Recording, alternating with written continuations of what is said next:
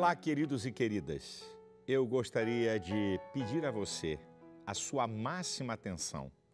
Não deixe ninguém te interromper. São 50 minutos de uma palavra profética que Deus tem me revelado. Essa mensagem eu não achei em livros teológicos. Não estou dizendo que Deus só revelou para mim, mas eu garanto para você que Deus me revelou essa mensagem.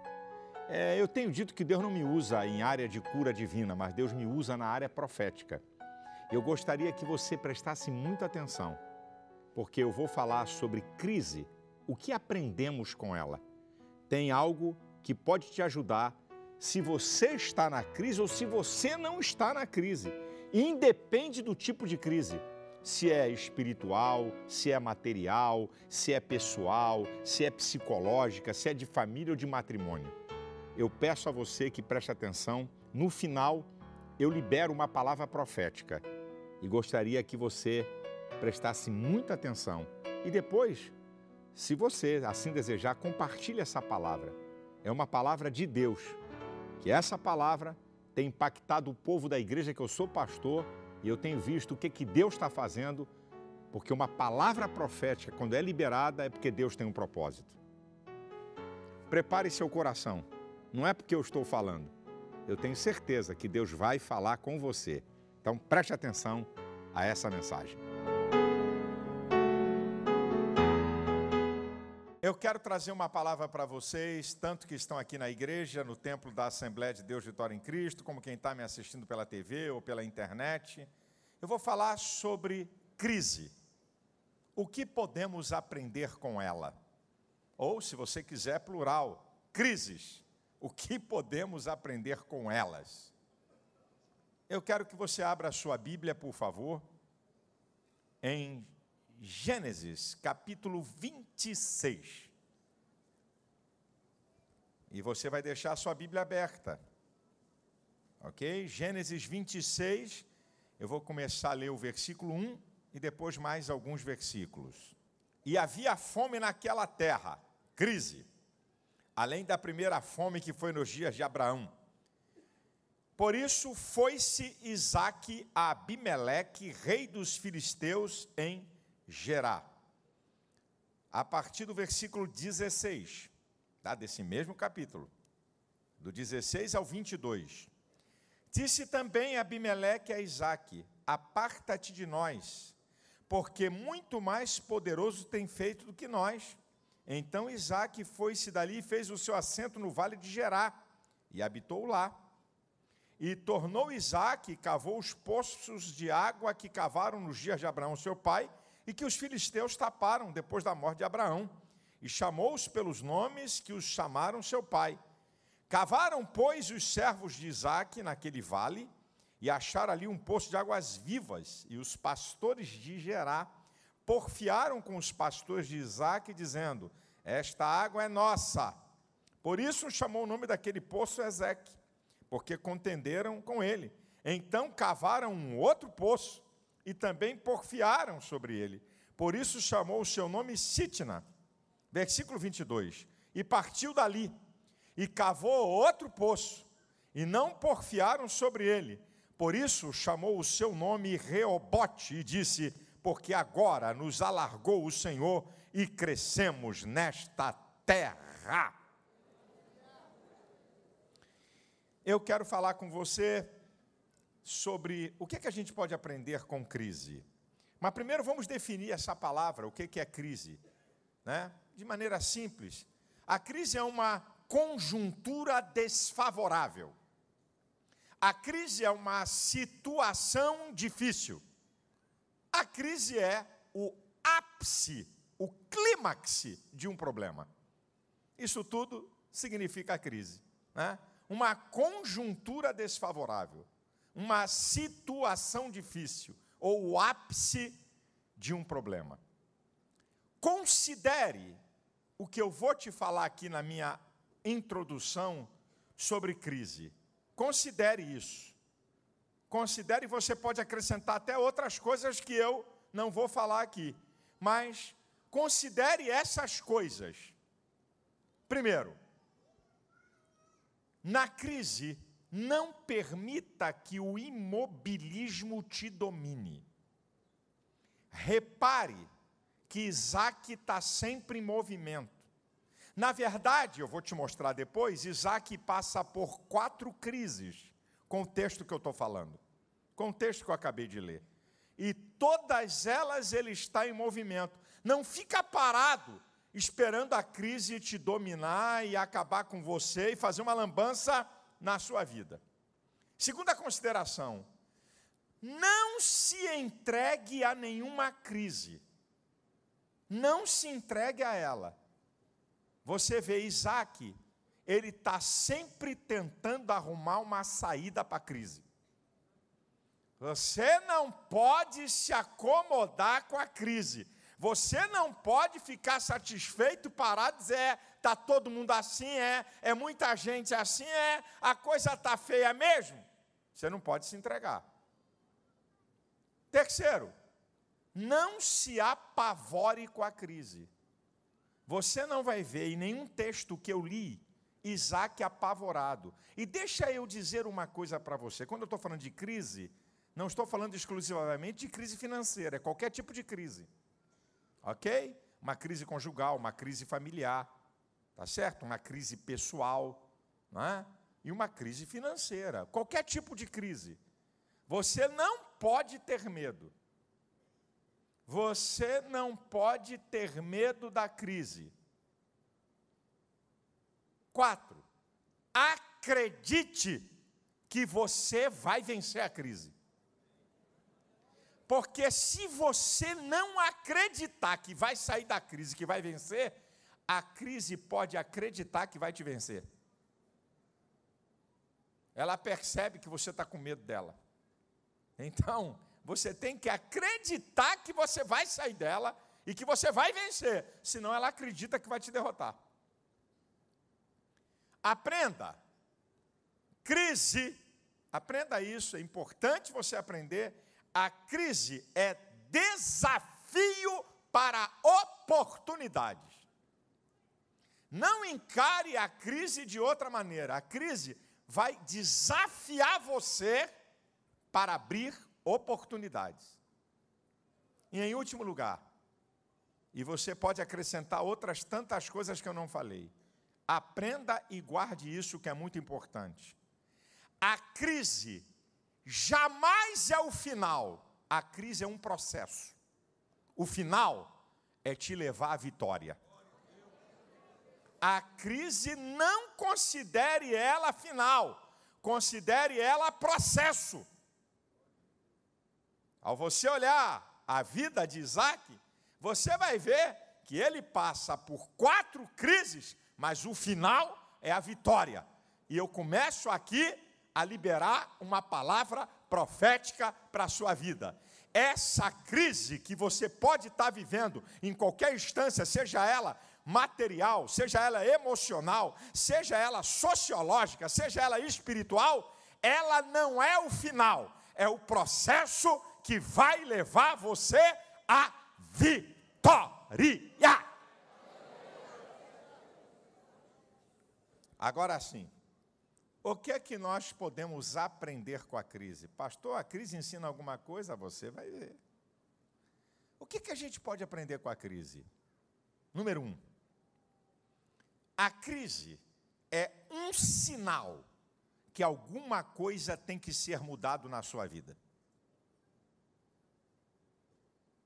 A crise é um sinal. Olha aqui, quando a crise veio sobre Isaac, diz assim, e foi-se a gerar.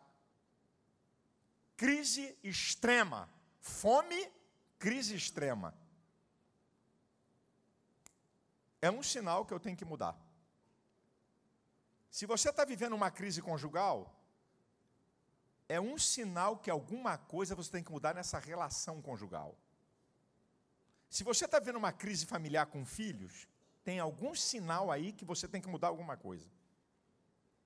Se você está vivendo uma crise financeira, é algum sinal para você mudar. Aprenda isso. A crise é um sinal que alguma coisa tem que ser mudado na tua vida. Você não pode entrar e sair de uma crise da mesma maneira, como se nada tivesse acontecido, que ela vai fazer estrago. Segundo, a crise é um tempo espetacular para aprendermos a lidar com ela, a fim de estarmos preparados para enfrentarmos outras crises e até crises maiores. A crise é um tempo espetacular para você ser treinado a enfrentar crises, para você poder estar preparado para enfrentar crises futuras e até crises maiores que podem te levar a vitórias espetaculares. Você quer ver? Olha Isaac. Na crise, Isaac virou um especialista em cavar poços. E cavar poços e descobrir água naquela época era a vida e era a riqueza. Olha Isaac. Num ambiente hostil, lá no meio dos filisteus, ele aprendeu a lidar num ambiente hostil e a conquistar num ambiente hostil. Se não tivesse crise, ele não aprendia isso. Ele aprendeu a lidar num ambiente totalmente, ele sai da sua terra e entra num ambiente hostil, os filisteus.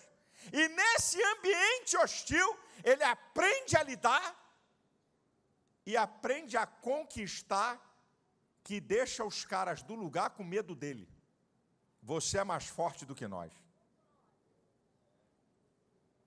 Eu gosto muito de um texto do apóstolo Paulo, que me ensina uma coisa sobre a crise, porque Paulo fala das suas crises de uma maneira sintética e muito interessante, que é Filipenses 4,12. Olha o que ele diz: sei estar abatido e sei ter em abundância.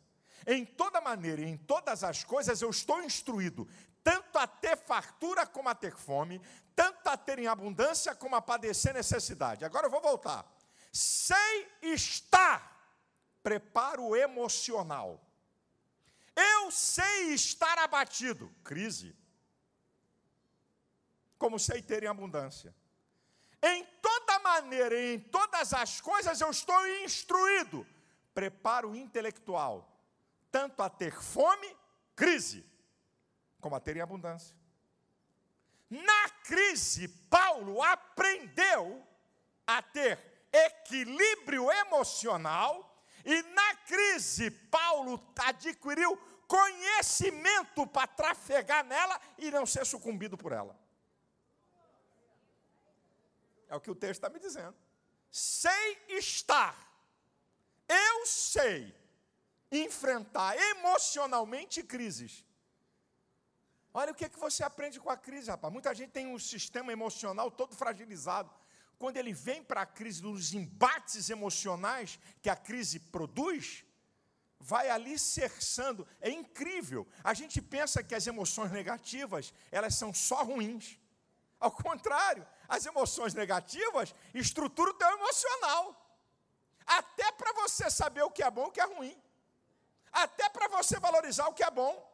E até para te preparar para que as coisas negativas não te destruam, porque você está preparado emocionalmente. Então a crise prepara você, instrui você para o teu emocional. E ao mesmo tempo você adquire conhecimento, porque você está passando por ela, como é que se lidar para ela não te destruir, como é que você sai dela, como é que você escapa, o que é que você tem que fazer.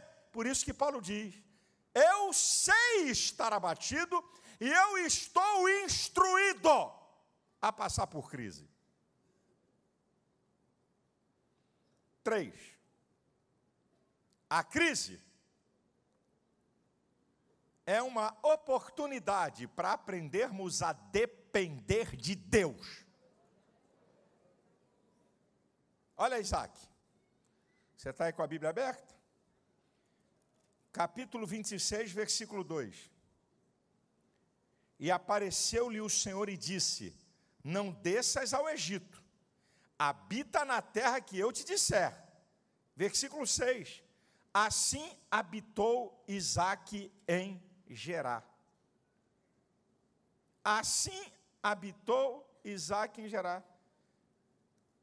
Se submeter a Deus é aceitar e obedecer a sua direção. Essa crise aí é um treinamento, porque quando tudo está dando certo, a gente não quer perguntar nada a Deus, porque está dando certo.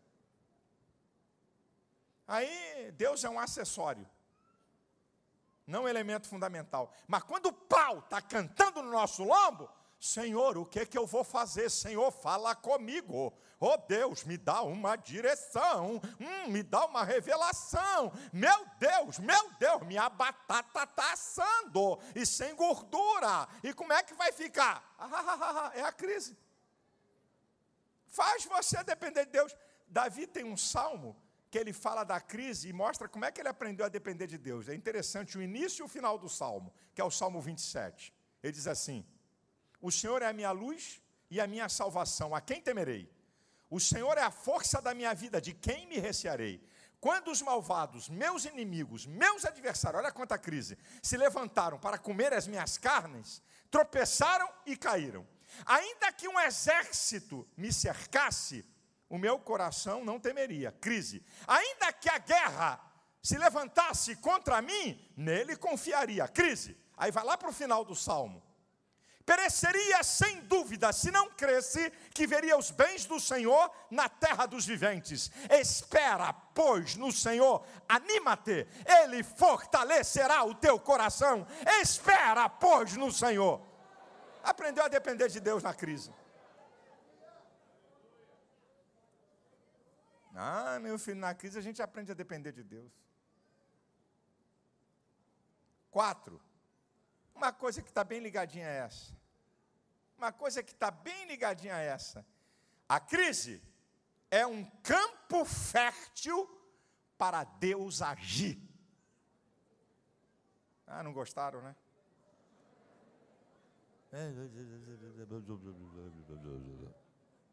A crise é um campo fértil para Deus agir. Você quer ver? Olha Isaque, não teve crise? Não saiu da terra? Olha capítulo 26, versículo 12. E semeou Isaque naquela mesma terra, e colheu naquele mesmo ano sem medidas. Por que aconteceu isso? Porque o Senhor o abençoava. Nós estamos falando do sobrenatural. Nós estamos falando do transcendental. Nós estamos falando do favor de Deus, do agir de Deus. Na crise, é um campo fértil para Deus operar milagres na tua vida e manifestar o seu poder. Na crise, você lembra de Israel no deserto? É interessante, é crise por todos os lados. Faraó vem atrás, crise. Estão no deserto, crise. O mar está na frente, crise. Tudo cercado de crise. Chega Jeová, está em crise? Não tem saída. Faraó atrás, meu filho, é um exército, o mais poderoso exército do mundo, com um povo que não sabia nem pegar em espada. Deserto? É o lugar mais improdutivo do mundo, terrível. E um mar na frente. Aí chega Jeová. A nuvem que está na frente vai para trás. A nuvem, para esses que vêm, é escuridade. Para vocês é claridade. Olha o sobrenatural de Deus agindo na crise. Vocês estão pisando na crise. Então faz o seguinte, marche sobre ela. Aí é com vocês. Vou deixar essa parte para vocês. Pisa aí na crise aí. Diga ao povo que marche. Agora, não tem saída. Deus é especialista em abrir porta onde não existe nenhuma e onde ninguém pode abrir. O mar vai se abrir.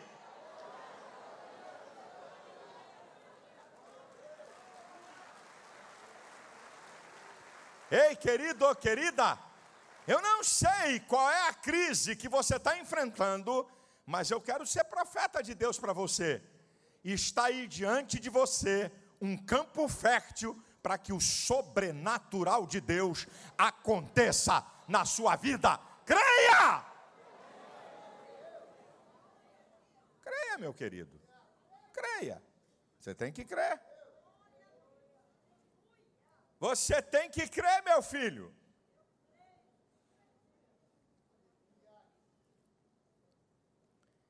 Crise, preste atenção, é um campo de oportunidades e conquista de vitórias. A crise é um campo de oportunidades e conquista de vitórias. Eu vou mostrar para vocês. Eu vou mostrar para vocês as crises de Isaac. Vamos lá comigo? Primeira crise, Gênesis 26, 1. Aqui está a primeira crise. E havia fome na terra, além da primeira fome, que foi nos dias de Abraão. Por isso foi-se Isaque a Abimeleque, rei dos filisteus, em Gerar. A crise aqui extrema. Qual é o resultado? Versículo 13 e 14. Olha o resultado dessa crise. E engrandeceu-se o varão, e ia se engrandecendo até que se tornou muito grande, e tinha possessão de ovelhas e possessão de vacas, e muita gente de serviço, de maneira que os filisteus o invejavam. Olha como é que a crise foi oportunidade para ele se tornar grande e poderoso. Agora vem a segunda crise, você pode achar que não é, mas é. Vem a crise do sucesso. Ué, sucesso tem crise? Tu não sabe é de nada, irmão. A segunda crise é a crise do sucesso. Sucesso tem crise? Tem. Alguém quer te derrubar dele. Alguém quer tomar. E não é fácil. E não é brincadeira. Agora vem a crise do sucesso. Olha aqui, ó. Vou repetir o versículo 14 e vou ler o 16. Olha. E tinha possessão de ovelhas e possessão de vacas, e muita gente de serviço, de maneira que os filisteus o invejavam. Versículo 16. Disse também Abimeleque a Isaque: aparta-te de nós, porque muito mais poderoso tens feito do que nós. Perdeu espaço, perdeu terra. Olha aqui, quem disse que o sucesso não tem crise? Sai daqui. Sai fora daqui. Saiu, perdeu o lugar. Sai daqui. É a segunda crise. Olha a terceira crise. Depois eu vou te mostrar a solução da segunda, terceira e quarta crise. Olha que coisa tremenda. Versículo 20. Aí ele foi para o vale. E os pastores de Gerar porfiaram com os pastores de Isaque, dizendo: esta água é nossa. Só faltou dizer aqui, essa água é nossa e ninguém tasca. Tá? Por isso chamou o nome daquele poço Ezeque, contenda, porque contenderam com ele. Com contenda você não conquista nada. Aqui, ó, a terceira crise. Chegou no lugar, cavou poço, descobriu a água, é meu, cai fora. Agora olha a quarta crise, versículo 21. Então cavaram outro poço e também porfiaram sobre ele. Por isso chamou o seu nome Sitna, que significa inimizade. Com briga, não se conquista nada.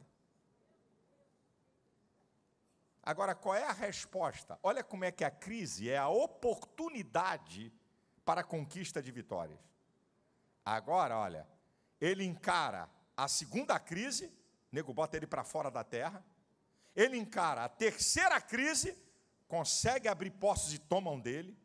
Ele enfrenta a quarta crise, abre um outro poço e tomam dele. Agora olha a resposta, está no 22. E partiu dali e cavou outro poço, e não porfiaram sobre ele. Por isso chamou o seu nome Reobote, e disse: porque agora nos alargou o Senhor e crescemos nessa terra. Sabe qual é o significado da palavra Reobote? É profético para você. É profético para você. Grandes espaços abertos por Deus. Eu quero declarar que tem um Reobote para você. Taparam um poço, tomaram outro poço, botaram você para fora, porque você está ficando poderoso, mas vai chegar a hora da vitória final. Tem Reobote, tem grandes espaços abertos para você conquistar. Receba aí, meu irmão, receba essa palavra, meu filho, em nome de Jesus.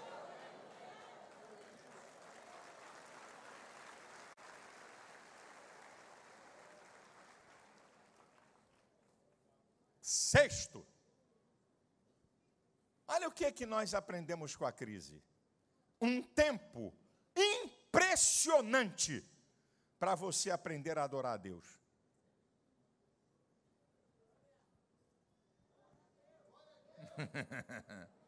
A crise é um tempo impressionante para você adorar a Deus. Eu não vou falar de Isaac, mas vou falar do pai dele, Abraão. Romanos 4, 20 e 21. E foi fortificado Abraão na fé, dando glória a Deus, porque estava certíssimo que aquele que tinha prometido era poderoso para fazer cumprir. Ele está vivendo uma crise existencial louca. Não sei o que vou fazer, glória a Deus. Não tem saída, glória a Deus. Estou ficando velho, glória a Deus. Minha mulher está ficando velha, glória a Deus. Deus não faz nada, glória a Deus. Não tem resposta, glória a Deus. Não sei o que vou fazer, glória a Deus. Foi fortalecido. Pega depois em casa, agora não, para você não perder a mensagem. Do capítulo 52 ao capítulo 59 do livro de Salmos. Sabe que salmos são esses? É a época que Davi estava sendo perseguido implacavelmente por Saul. Davi com 400 cara de pau capengas. Gente que não valia nada. E Saul com bope. 3.000 homens. A tropa de elite de Saul. Durante quase 10 anos, no encalço para matar Davi. Olha que crise. Aí os salmos dos 52 ao 59 é dessa época. Você vai ver lá nos salmos 52, 53, 54, 55, 56, 57, 58, 59. Davi adorando a Deus, louvarei a tua palavra, a coisa está feia, glória a Deus. Saul vem aí, glória a Deus, não sei como é que eu vou escapar, glória a Deus. O cara está uma arara, glória a Deus, vai querer me matar e eu não sei como é que eu vou me defender, glória a Deus. Você está vivendo alguma crise? Abra a tua boca e adore a Deus. Lembra de Josafá? Moabitas, Amonitas e os da montanha de Seir, gente igual a areia da praia. Josafá tremeu na base, o povo de Judá e Jerusalém tremeu, aí Deus manda um profeta dizer, Deus manda dizer que vocês vão ficar em pé só assistindo a vitória. O que é que Josafá faz? Segundo Crônicas 20 e 20, bota os cantores na frente do exército.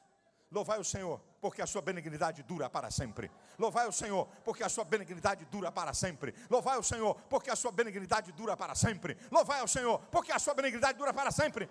Quando ele começou a adorar a Deus, rapaz, os caras se degladiaram entre eles. Não levantou uma espada e destruíram um ao outro. Quem sabe quando você abrir sua boca e começar a adorar a Deus, Deus vai agir no sobrenatural lá naquela crise que você não sabe o que é que você vai resolver. Ei, eu estou te dando uma bela oportunidade, quem sabe agora, quando você abrir a tua boca e exaltar aquele que é digno de honra, digno de glória, Deus vai agir lá na crise.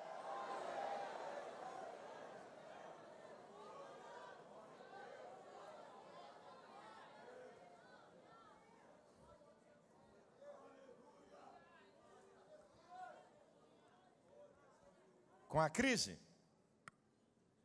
é um sinal de que alguma coisa tem que ser mudada. Com a crise, um tempo espetacular para você aprender a lidar com ela, para vencer outras crises.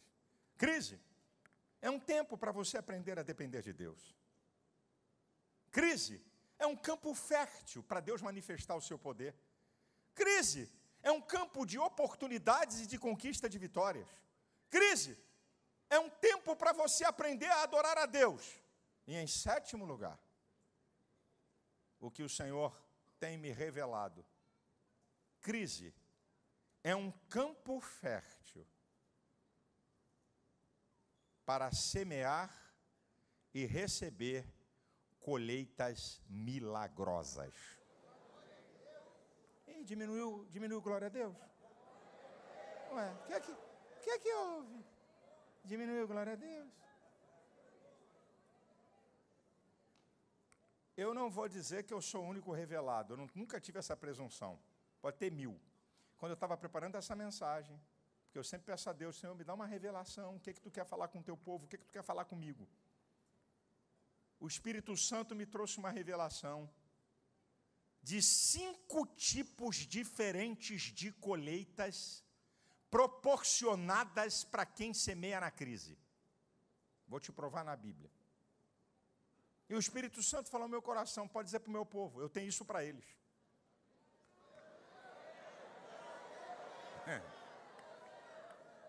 5 tipos de colheitas para quem tem a ousadia e o desafio de semear no tempo da crise.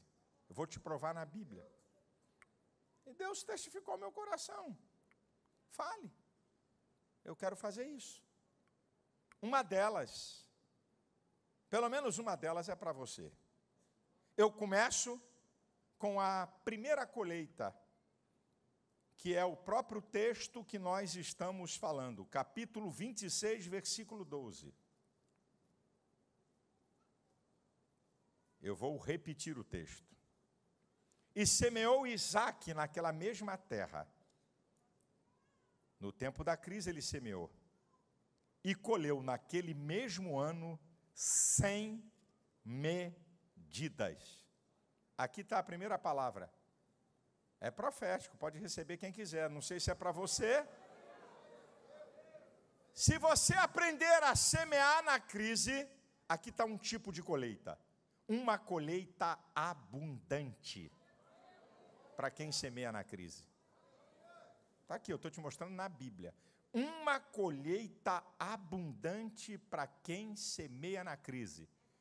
Agora vamos para o segundo tipo de colheita para quem semeia na crise. Essa história todo mundo conhece. 1 Reis, não precisa abrir a Bíblia não, só me acompanha aqui. Só em me ouvir. 1 Reis capítulo 17, versículo 8, tem fome em toda a terra. Fome extrema. O Senhor manda o profeta ir na casa de uma viúva.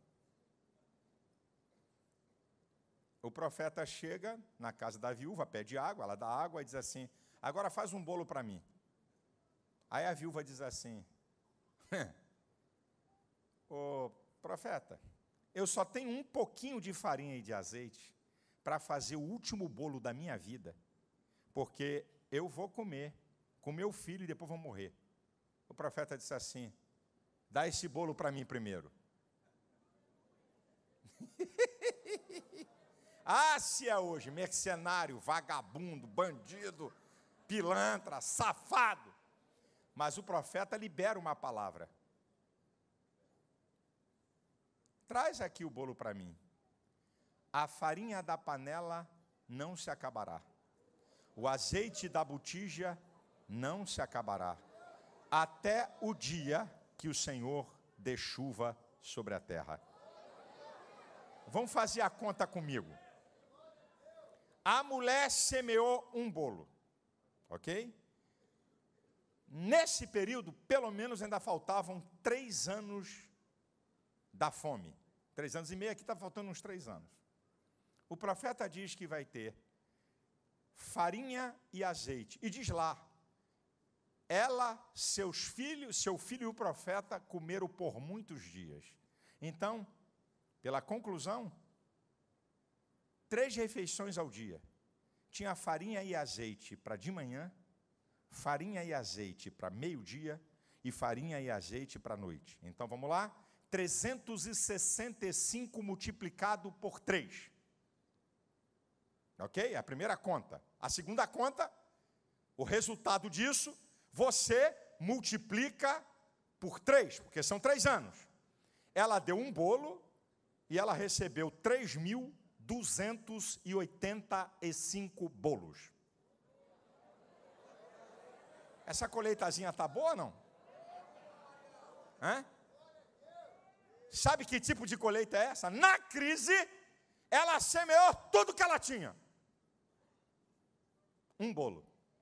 E recebeu 3.285 bolos. Isso é, ela recebeu 3.285% daquilo que ela semeou. Sabe que tipo de colheita é essa? Uma colheita. Recebe aí, meu filho. Quem sabe essa é para você. Pode ser que você vai ficar com a colheita abundante. Mas pode ser que essa seja a sua colheita. Uma colheita incomparável. Essa aqui é uma colheita incomparável. Uma semente e recebe 3.285 vezes mais. Agora vem a terceira colheita. O terceiro tipo, isso aqui tudo colheita em crise. Semeadura em crise para esse tipo de colheita. Agora vem a terceira, a história é interessante. E eu vou à passagem. A história é o seguinte: 3 reis se juntam, Israel, Judá e Edom, para derrotar os moabitas. 3 reis. No meio da caminhada, falta água. O exército se esgota. O rei Josafá diz: tem algum profeta aqui? Será que Deus trouxe a gente para cá para ser destruído? Crise. Vamos ver como é que sai dessa crise. Acompanha comigo o 2 Reis, capítulo 3. Vamos lá. Vamos lá? Essa é a terceiro tipo de colheita para quem semeia na crise. 2 Reis, capítulo 3. Vamos ver esse negócio. Não estou forçando barra nenhuma de texto. A partir do versículo 16. Aí o profeta chega e diz assim: e disse: assim diz o Senhor, fazei neste vale muitas covas, porque assim diz o Senhor, não vereis vento e não vereis chuva, todavia este vale se encherá de tanta água, que beberei vós, o vosso gado e os vossos animais. E ainda isto é pouco aos olhos do Senhor, também entregará ele os moabitas nas vossas mãos, e ferireis todas as suas cidades fortes, as cidades escolhidas, as boas árvores cortareis, tapareis todas as fontes de águas, danificareis com pedra todos os bons campos. Agora olha o versículo 20. E sucedeu que pela manhã, oferecendo-se a oferta de manjares, ao oferecer a oferta na crise, o resultado: eis que vinham águas pelo caminho de Edom, e a terra se encheu de água. O profeta disse para eles assim: olha, vai vir água sem vento e sem chuva.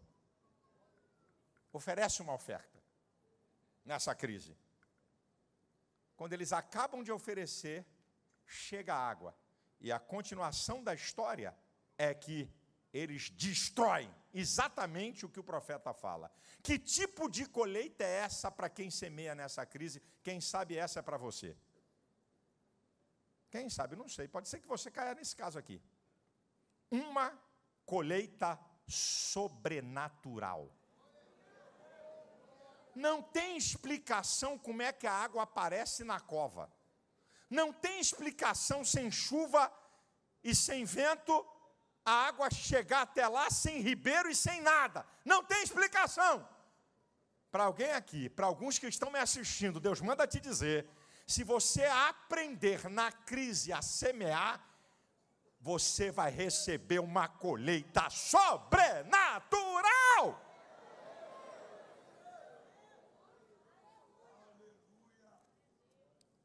A quarta colheita, para quem semeia, essa aqui é a quarta. Para quem semeia, meu filho, só para quem semeia, na crise.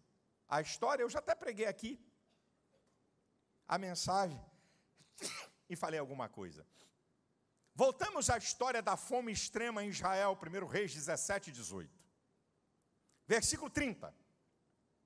Fome extrema, escassez total, sem água, não chove durante 3 anos e meio. o profeta Elias oferece uma oferta de holocaustos. E junto dessa oferta, ele manda derramar 12 cântaros de água. Qual era a coisa mais preciosa na seca? Ou qual é a coisa mais preciosa em qualquer seca?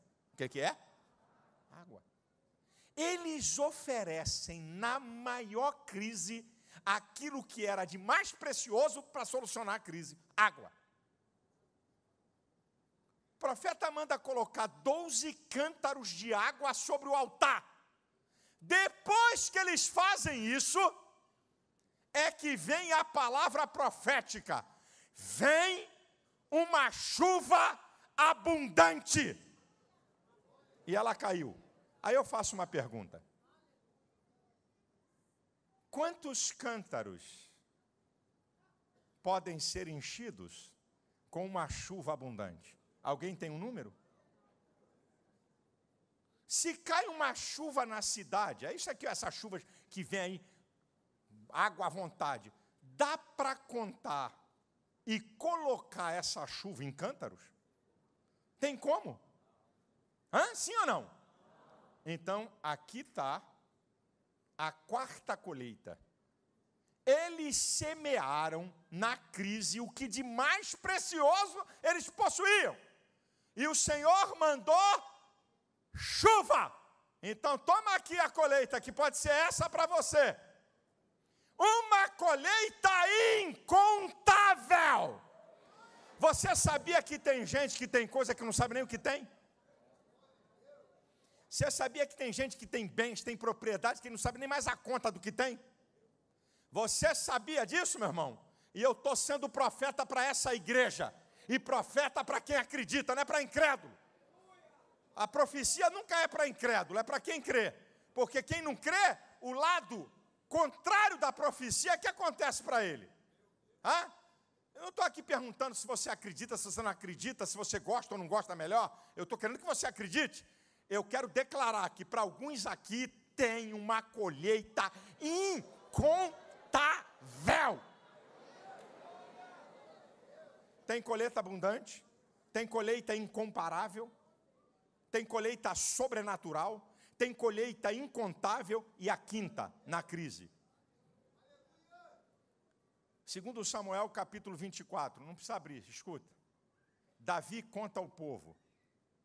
Não depende mais de Deus não? Está contando o povo para ver como é que pode, se é forte ou se não é forte? Rapaz, Deus ficou indignado com Davi. Crise.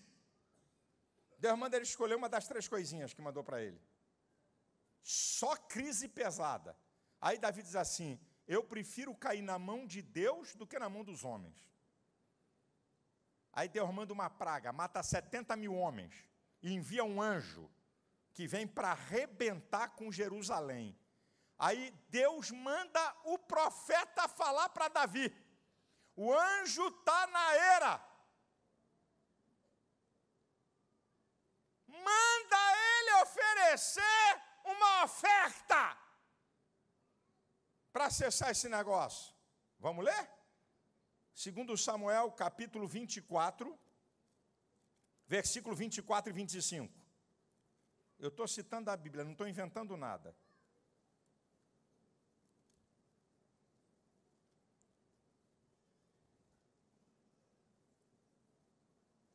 Segundo Samuel,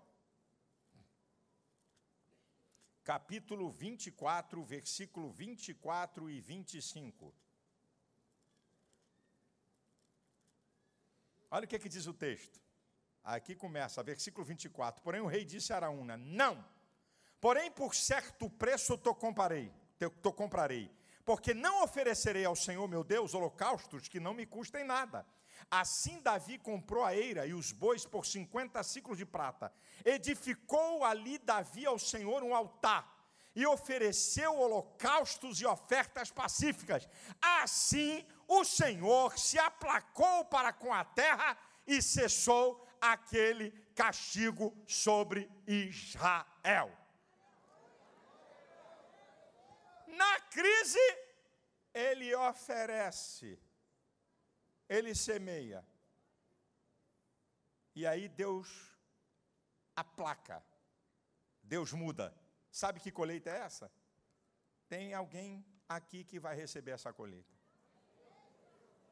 Essa colheita é uma colheita para mudar a sua sorte. Você vai semear na crise para Deus mudar a tua sorte. Eu sou profeta de Deus, meu filho. Eu não posso rachar a tua cabeça, não. Eu não posso obrigar você a acreditar em nada. Eu só posso ser a boca de Deus para a sua vida. No tempo da crise, para alguém que semeia na crise, você pode se preparar, que Deus vai mudar. Qual é a colheita? Mudança de sorte. Eu ia ser destruído, mas agora sou vitorioso.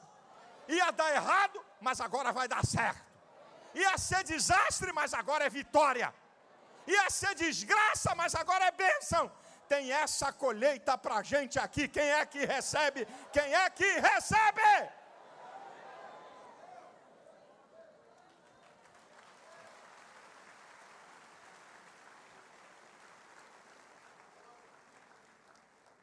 Quantos estavam aqui na passagem de ano de 31 para 1º? Quem estava aqui no culto? Quantos? Muito. É uma nuvem de testemunho muito grande. Na passagem de ano aqui na igreja, de 31 para 1º, para quem não estava, eu coloquei a mão na minha Bíblia e fiz 2 declarações, vocês se lembram? Eu fiz 2 declarações aqui. Primeira declaração que eu fiz, com a mão na Bíblia. Não que eu precisasse botar a mão na Bíblia, mas era para fortalecer. Porque botar a mão na Bíblia, eu creio que isso aqui é um livro santo, é a palavra de Deus, e eu não brinco de botar a mão na Bíblia para falar alguma coisa, porque eu sei que isso aqui é o livro da verdade. E eu não posso respaldar a mentira com verdade, que eu vou quebrar a cara. Eu botei a mão na Bíblia e fiz 2 declarações. Minha primeira declaração, 2015, o ano da maior crise financeira da minha vida dos últimos 10, e desculpa, eu errei. Mais do que 10 anos. Foi a primeira declaração que eu fiz. A segunda declaração que eu fiz. Esse foi o ano da maior crise financeira da minha vida pessoal. E aí eu fiz uma segunda declaração. Esse foi o ano das maiores semeaduras da minha vida desses últimos 10 anos. Aí alguém diz assim, eu não estou entendendo. Se o senhor estava no maior sufoco financeiro, como é que o senhor dá as maiores ofertas? Teve mágica? Teve mandrake? Não. O que é que eu tive que fazer? Eu me desfiz de patrimônios que eu possuía para semear aqui na igreja. Eu me desfiz de patrimônios que eu possuía, que eu adquiri na época que eu não estava na crise, e eu desfiz dele para semear. Aí você pergunta para mim, e agora, pastor, em 2016, aleluia, glória a Deus, depois que o senhor fez isso em 2015, e agora? Piorou. Está rindo?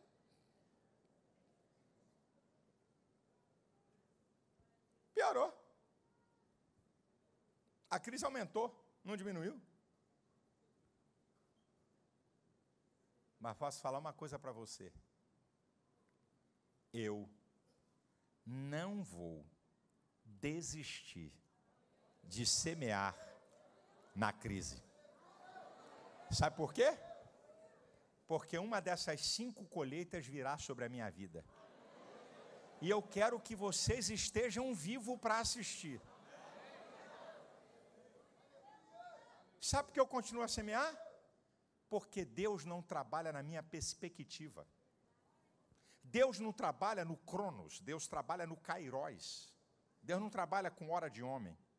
Deus trabalha com plenitude de tempo. E eu não vou questionar Deus, porque isso pertence ao soberano. Eu vou fazer a minha parte. Eu continuo a semear. Eu não vou deixar de semear. Eu não vou deixar de ser dizimista. Eu não vou deixar de dar oferta. Eu não vou deixar de plantar sementes na época da crise. Porque se eu parar, eu estou dizendo que a crise é maior do que Deus. Se eu parar, eu estou dizendo que eu dependo da economia do meu país.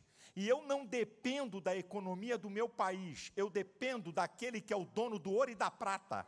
Aquele que tem os tesouros da escuridade e as riquezas escondidas, aquele que abre porta e ninguém fecha, aquele que pode me dar uma colheita abundante, aquele que pode me dar uma colheita incomparável, aquele que pode me dar uma colheita sobrenatural, aquele que pode me dar uma colheita incontável, aquele que pode me dar uma colheita e mudar a minha sorte.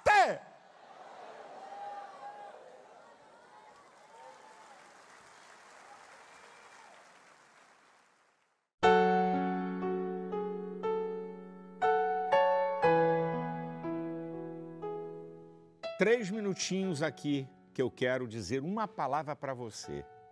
Você sabe que a grandeza da palavra de Deus é você aplicar a palavra.